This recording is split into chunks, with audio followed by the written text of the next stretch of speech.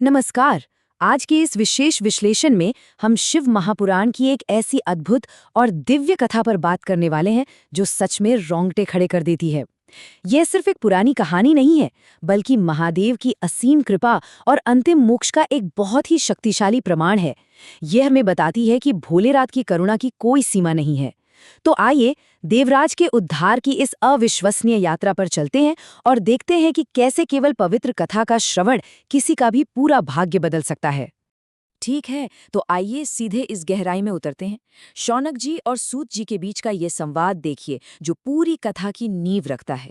इसमें स्पष्ट कहा गया है कि जो लोग जीवन भर पाप, क्रोध और लोभ में डूबे रहते हैं, वे भी इस पवित्र कथा को सुनने मात्र से पूरी तरह शुद्ध हो जाते हैं। जरा सोचिए, ये कोई छोटी मोटी बात नहीं है। ये ब्रह्मांडीय क्षमा का एक ऐसा महान वादा है जो हमें आश्वस्त करता है कि महादेव की नज़र में कोई भी आत्मा सुधार के दायरे से बाहर नहीं है। अब इस महान वादे को सच साबित करने के लिए एक बहुत ही रहस्यमयी और नाटकीय घटना घटती है।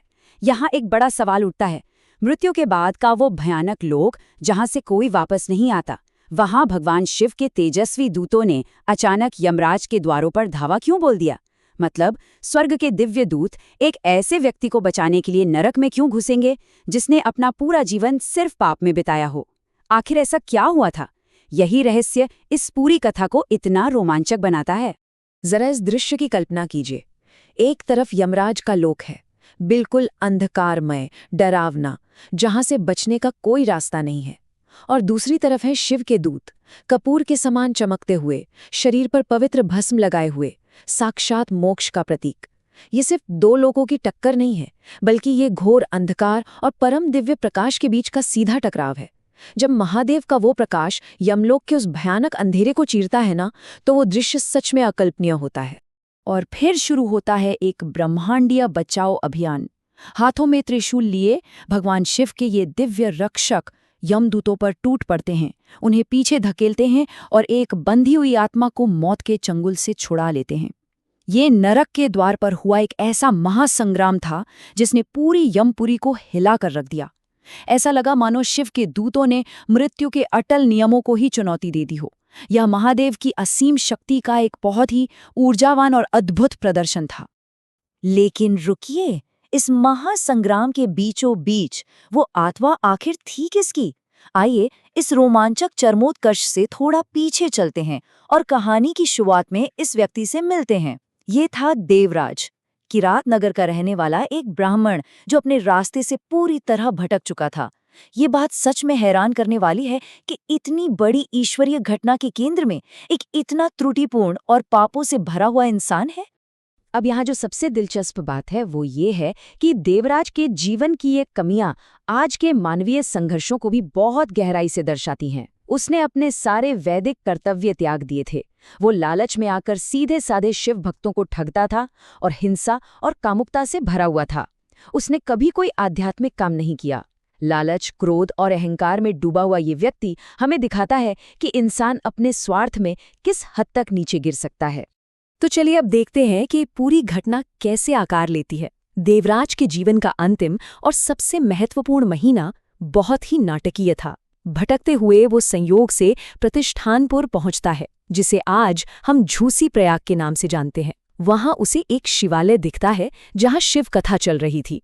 पर ठीक उसी समय उसे एक भयानक बुखार जकड़ लेता है और अपनी उस बीमारी की शैया पर पड़े पड़े वो पूरे 1 महीने तक लगातार उस पवित्र कथा को सुनता रहता है और फिर ठीक 30 दिन बाद उसका निधन हो जाता है। यही वो घटनाक्रम था जिसने उसे अनजाने में ही एक आध्यात्मिक शरण में पहुंचा दिया। यहाँ एक बहुत ही सुंदर और गहरा रूपक सामने आता है। उसकी बीमारी का जो वो शारीरिक बुखार था ना, वो असल में उसके जीवन भर के पापों के आध्यात्मिक बुखार को दर्शा रहा था।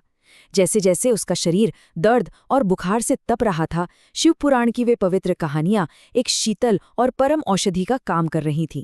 निरंतर शिव कथा का वो श्रवण उसके भीतर की सारी अशुद्धियों को जलाकर भस्म कर रहा था। मृत्युशैया पर अनजाने में ही सही, लेकिन उसके अंदर एक बहुत बड़ा आध्यात्मिक परिवर्तन हो रहा था। तो यहाँ सबसे महत्वपूर्ण बिंदु ये है, सिर्फ 1 महीना। ये अकेला अंक हमें पवित्र कथा के श्रवण की उस असीम शक्ति की याद दिलाता है। जीवन भर के इतने भयंकर पाप और उनके सामने क्या, केवल 1 महीने तक शिव कथा को सुनना। देवराज ने कोई घोर तपस्या नहीं की, कोई कठिन साधना नहीं की, वो बस बीमारी की हालत में लेटा रहा और सुनता रहा।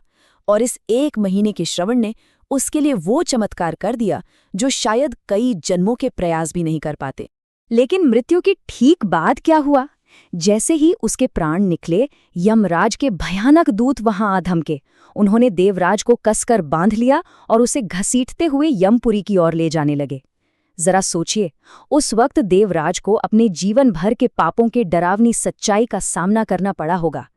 वो एक ऐसा पल था जहां कोई उम्मीद नहीं बची थी। चारों तरफ बस अंधकार और भयानक सजा का डर था।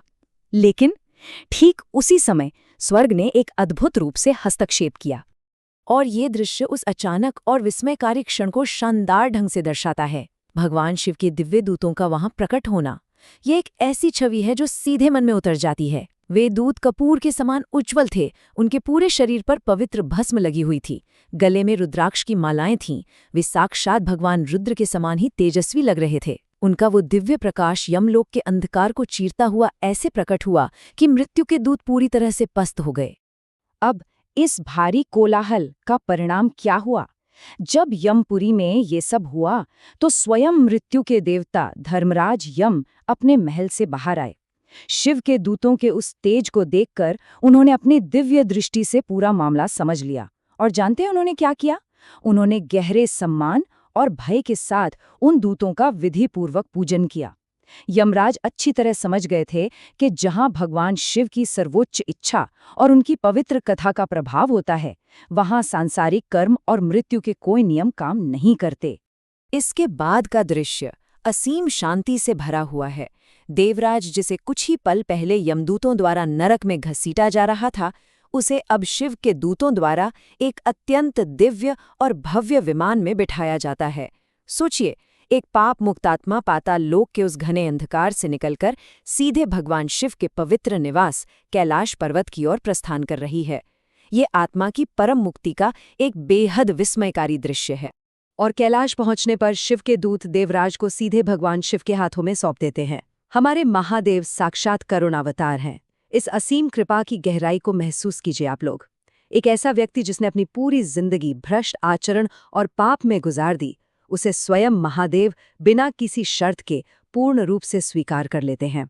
यह भगवान शिव के परम दयालु स्वभाव का सबसे बड़ा प्रमाण है, जहां पवित्र श्रवण बड़े से बड़े अपराध को भी क्षमा कर देता है। तो अब सवाल ये है कि हम इस प्राचीन कथा को आज के समय में कैसे अपना सकते हैं? हम इस ईश्वरीय कृपा को अपने जीवन में कैसे ला सकते हैं? इसके लिए 3 बहुत ही सीधे कदम हैं। पहला, पवित्र श्रवण के लिए, यानी अच्छी और ईश्वरीय बातों को सुनने के लिए हर दिन थोड़ा समय जरूर निकालें। दूसरा, अपने भीतर के सांसारिक क्रोध और लालच को छोड़ने की कोशिश करें। और तीसरा, एक दैनिक आध्यात्मिक शरण खोजें। जिस तरह शिव कथा ने देवराज के विकारों को खत्म किया, बिल्कुल उसी तरह ये हमारी आज की भागदौड़ भरी जिंदगी की चिंताओं और अशुद्धियों को भी साफ कर सकती है। और ये बात हमें आज की इस चर्चा के सबसे बड़े निष्कर्ष पर लाती है।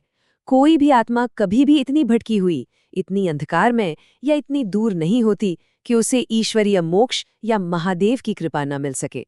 शौनक मुनि और सूत जी ने इस कथा के माध्यम से इसी आशा और मुक्ति के संदेश का जश्न मनाया है। सच कहें तो महादेव का हृदय इतना विशाल है कि वहां हर किसी के लिए क्षमा मौजूद है। अंत में हम एक बहुत ही गहरे और विचारोत्तेजक प्रश्न के साथ इस विश्लेषण का समापन करेंगे।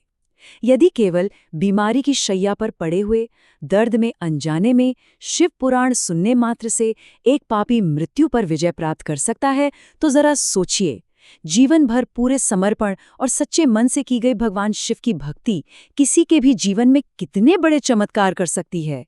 यह प्रश्न सच में गहराई से मनन करने योग्य है। महादेव की कृपा और ये पवित्र ज्ञान आप सभी पर बना रहे।